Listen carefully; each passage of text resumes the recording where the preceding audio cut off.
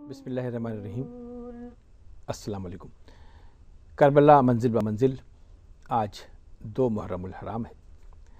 ہمارا سلسلہ گفتگو کا یہاں تک پہنچا۔ کل ہم نے گفتگو کی کہ کربلا منزل فکر و عمل ہے۔ اسی حوالے سے ہم موضوعات کو آگے بڑھا رہے ہیں۔ آج کا موضوع ہے مقصد حسینی۔ کربلا میں امام حسین علیہ السلام کا اپنے جانثاروں کے ساتھ جام شہادت نوش کرنا، اس کا مقصد کیا ہے، مقصد کربلا کیا ہے، اس پر ہم گفتگو کریں گے۔ جناب منتظر نقوی صاحب ہمارے ساتھ ہیں۔ نقوی صاحب، یہ بہت اہم موضوع ہے اور مختلف انداز سے اس پر بات کی جا سکتی ہے کہ آخر کربلا کا مقصد، امام حسین علیہ السلام کا مقصد کیا تھا جس کے لیے اتنی بڑی قربانی دی۔ بسم اللہ۔ جناب والا، جہاں تک کربلا کے مقاصد کا تعلق ہے تو اس کو سمجھنے کے لیے ہمیں تھوڑا سا پس منظر جاننا ضروری ہے کہ اسلام دنیا میں جو آیا ہے اس کے مقاصد کیا ہیں۔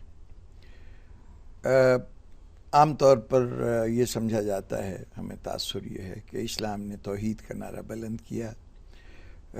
یہ توحید کا عقیدہ اسلام کا درجہ امتیاز ہے، اس میں کوئی شک نہیں۔ اسلام کی توحید بڑی خالص، بڑی نئے انداز سے پیش کی گئی تھی، لیکن توحید کا تصور کوئی نیا تصور نہیں تھا۔ اس سے پہلے یہودیت، عیسائیت اور تمام انبیاء کی تعلیمات توحید ہی کی تعلیم تھی۔ یہ اور بات ہے کہ قومیں اس تعلیم کو فراموش کر دیں اور اس کے اوپر یا اس کو مسخ کر دیں، لیکن توحید کا پیغام انسانیت کے لیے نیا پیغام نہیں تھا۔ اسی طریقے سے جو اور عقائد اور نظریات کا تعلق ہے، ان کی شکلیں بعض چیزوں کی بدلی ہیں، عبادات کے طریقے مختلف ہوں گے، جو مذہب کی زبان ہے وہ تبدیل ہو گئی، اور کچھ معاشرتی قوانین بھی، چونکہ اب معاشرے بڑھ گئے، ان کے قوانین بھی تبدیل ہوئے ہوں گے۔ یہ بھی اسلام کی کوئی وہ امتیازی خصوصیات نہیں ہے کہ اس کی بنیاد پر ہم کہیں کہ اسلام کوئی انقلاب لے کے آیا۔ اس سے پہلے بھی عبادت ہوتی تھی، شکل بھی بدلی ہے، تو شکل کا تبدیل ہونا انقلاب نہیں ہوتا۔ اسلام کا اصل انقلاب جو ہے وہ معاشرتی تبدیلی ہے، جس کے لیے یوں کہیے کہ اسلام نے ایک نئے تمدن سے متعارف کرایا۔ انقلاب جب ہم کہتے ہیں تو اس سے مراد یہ ہوتا ہے کہ وہ بنیادی قدریں جس کی بنیاد پر معاشرے میں کسی چیز کا وزن کیا جاتا ہے، جو پیمائش کا کام کرتی ہیں، وہ قدریں تبدیل ہو جائیں، تب انقلاب ہوتا ہے۔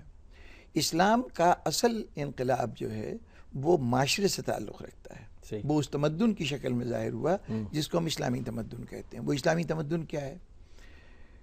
اس کے 2-3 نمایاں پہلو گوش گزار کیے دیتا ہوں اس وقت۔ سب سے پہلی بات تو یہ تھی کہ اسلام نے ایک عالمی معاشرے کا قیام اسلام عمل میں لایا، جس کے اندر کوئی آپ کی علاقائی برتری یا خاندانی برتری یا قبیلے کی برتری، یہ تمام پیمانے جو ہیں متروک ہو گئے۔ اب صرف انسان کا کردار ہے جو اس کی عظمت کا تعین کرے گا۔ وہ کسی علاقے، کسی سرزمین سے تعلق رکھتا ہو، اس کو صرف یہ دیکھا جائے گا کہ اسلامی نظام میں وہ کتنا ڈھلا ہوا ہے، تعلیمات اسلامی یا اس کا کردار کتنا، لیکن ہوگا بین الاقوامی سطح پر، وہ بین الاقوامی سطح پر، اس میں کوئی کسی انسانیت، عربی کو کسی اجمی پہ کوئی فوقیت حاصل نہیں ہے، کسی اجمی کو عربی پہ فوقیت حاصل نہیں ہے۔ یہ تعلیمات اس سے پہلے کے مذاہب میں کہیں نہیں پائی جاتی، اور عرب کے معاشرے میں تو اس کا بالکل وجود نہیں تھا۔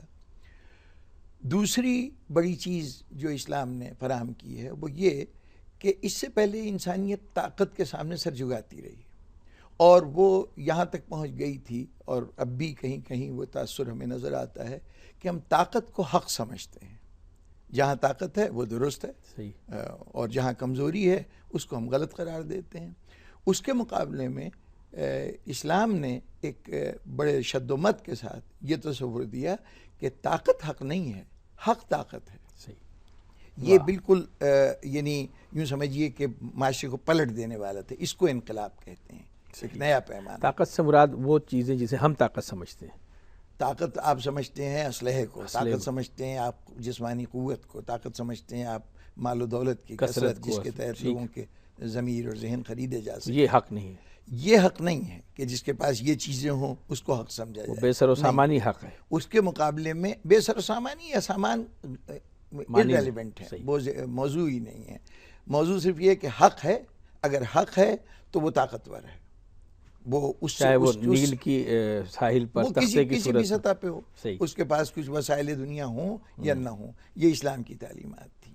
صحیح. اور تیسری ایک عربوں کا مزاج تھا، جو شعوبی تحریک کہہ لیجئے، عرب کی بالادستی کی بات، اس کے مقابلے میں عجم کی کوئی وقت و حیثیت نہیں ہے. پیغمبر اسلام صلی اللہ علیہ وسلم نے جو معاشرہ قائم کیا ہے، اس کے اندر عملی طور پر، یہ صرف تصورات کے طور پر نہیں پیش کیا، عملی طور پر انہوں نے ایک نئے تمدن کو جنم دیا، ایک نئی تہذیب کو جنم دیا. اس تہذیب دراصل جو قریش مکہ کی مخالفت ہے اسلام کے خلاف، وہ توحید کے خلاف نہیں ہے، وہ یعنی جو نظریات ہیں ان کے خلاف نہیں ہے، اس لیے کہ وہ ان سے ان کا کچھ نہیں بگڑتا تھا. ان کو جو تکلیف ہوتی تھی وہ اس مساوات کے نعرے سے تکلیف ہوتی تھی کہ جہاں عرب کا کوئی قریشی سردار جو ہے وہ اپنے غلام کے ہم پلہ ہو جائے. ان کو بلال حبشی قابل قبول نہیں تھا کہ یہ حبش کا رہنے والا ہے. صہیب رومی کوئی مقبول چیز نہیں تھا. سلمان فارسی ان کے نزدیک کوئی پسندیدہ شخصیت نہیں تھا. یہ سب اجمی تھے، غیر عرب تھے. یا اجمی یعنی اگر صرف ایران لیجئے یا پوری دنیا کے مراد لیجئے تو وہ تمام غیر عرب تھے، اور غیر عرب کا بھی قابل عزت نہیں ہو سکتے عربوں کے مقابلے میں. اور اس عربوں کے اندر بھی انہوں نے اپنے آپ کو قبیلوں میں تقسیم کر رکھا تھا. ان کے اندر درجہ بندیاں تھیں. جو قبیلے تعداد اور کثرت میں زیادہ تھے ان کو فوقیت حاصل تھی. یہ وہ عرب معاشرہ تھا جس کے خلاف اسلام انقلاب لایا تھا. اور جتنی اذیت تھی مخالفت کرنے والوں کو، وہ در حقیقت اس انقلاب کے وہ تحت بشیت تھی، ان میں اختلاف کی کیفیت تھی. جیسے جیسے اسلام اپنے اس نظریے کو عملی شکل دیتا گیا، اسی اعتبار سے مخالفتیں شروع ہوتی گئیں. پیغمبر اسلام صلی اللہ علیہ وسلم نے مدینے میں جو معاشرہ قائم کیا، اس میں کوئی فرق نہیں ہے قریشیوں کا غیر قریشیوں کے ساتھ. عہدے مرتبے کی تقسیم، غلام ان آقا کی دینی حیثیتیں، مذہب کی نگاہ میں ان کا مقام حیثیت، وہ سب کا سب بے نیاز ہے اس تمام تفریق سے، اس درجہ بندی سے. اور پھر یہ کہ درست اور غلط کا پیمانہ یہ نہیں ہے کہ طاقتور کون ہے، بلکہ یہ دیکھا جا رہا ہے حق پہ کون ہے. یہ اسلام کا تصور، اسلام کا وہ تھا. ظاہر ہے کہ جو لوگ اس نظریے کی مخالفت کر رہے تھے، در حقیقت اس تمدن کی مخالفت کر رہے تھے، اس تہذیبی ڈھانچے کی اس انقلاب کی مخالفت کر رہے تھے. ہوتے ہوتے انقلاب کی کامیابی کا ایک منفی پہلو یہ ہوتا ہے کہ جب انقلاب صحیح معنوں میں کامیاب ہوتے ہیں، جیسے اسلام کا انقلاب کامیاب ہوا، تو وہ عناصر کہ جو اس کے مخالف ہوتے ہیں، ان کے لیے اپنے وجود کو قائم رکھنے کا اور کوئی ذریعہ نہیں رہ جاتا سوائے اس کے کہ وہ اسی انقلاب کا لبادہ اوڑھ لیں. چنانچہ جو فتح مکہ وہ آخری مرحلہ تھا کہ جہاں ظاہری طور پر یعنی اسلام نے یہ منوا دیا کہ باطل کے پاس یا کفر کے پاس کوئی قوت نہیں ہے جو اسلام کا مقابلہ کر سکے.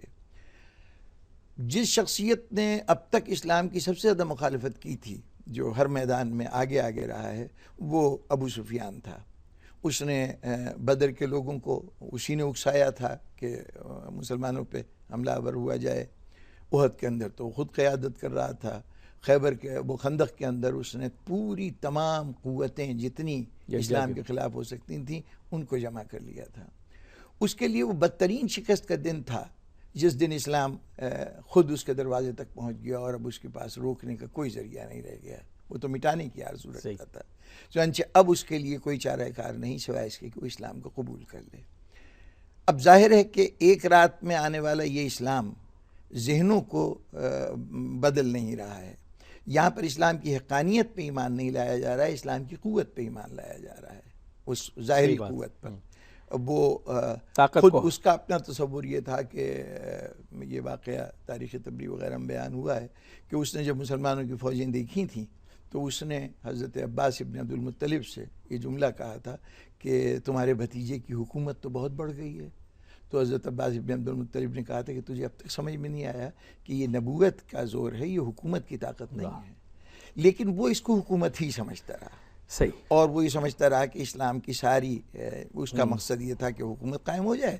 اسلام نے حکومت ہم سے چھین لی ہے، بس یہ کام تو کیا. یہ وہ اسلامی انقلاب ہے جو آپ نے بیان فرمایا. اگر اس کو منطبق کیسے کریں گے مقصد؟ میں یہی عرض کر رہا ہوں کہ اب اس کے لیے ظاہر ہے کہ اقتدار و اختیار کا انہی لوگوں کے ہاتھ میں آ جانا کہ جو لوگ اس اسلام سے یعنی اس لیے دشمنی رکھتے ہیں کہ وہ یہ تمدن لے کے آیا ہے، تو ان کی ساری مخالفت جو ہے وہ تمدن کے خلاف ہوگی، اس اسلامی انقلاب کے خلاف ہوگی. ان کو جب ہاتھ میں اختیار آیا تو انہوں نے جو معاشرہ قائم کیا وہ معاشرہ زمانہ جاہلیت کے ان تمام عناصر کو رکھتا تھا جس کی تمنا زمانہ جاہلیت کا کافر کر رہا تھا. ہم نے ایسی اصطلاحیں سنی کہ اسلام میں بھی کہا گیا کہ یہ مسلم قیصریت ہے، اسلامی قیصریت ہے، حالانکہ اسلام قیصر و کسریٰ کے پورے نظام کو درہم برہم کرنے آیا تھا. بادشاہت کا تصور، بادشاہت کا کوئی تصور نہیں تھا. وہ وہاں پر وہ تمام چیزیں، وہ شعوبی فضا بھی قائم ہو گئی، عرب کی بالادستی کی بھی باتیں ہونے لگیں، وہ جو مساوات تھی اس کا خاتمہ ہو گیا، انسان کا حاکم ہو گیا، شریعت کے احکامات جو خدا کی حاکمیت کا تصور تھا وہ پس منظر میں چلا گیا، اور وہ تمام کیفیتیں تقریباً واپس آ گئیں کہ جن کیفیتوں کو اسلام ختم کرنے کے لیے آیا تھا. لیکن یہ سب تبدیلی جو آ رہی تھی وہ اسلام کے لبادے میں آ رہی تھی.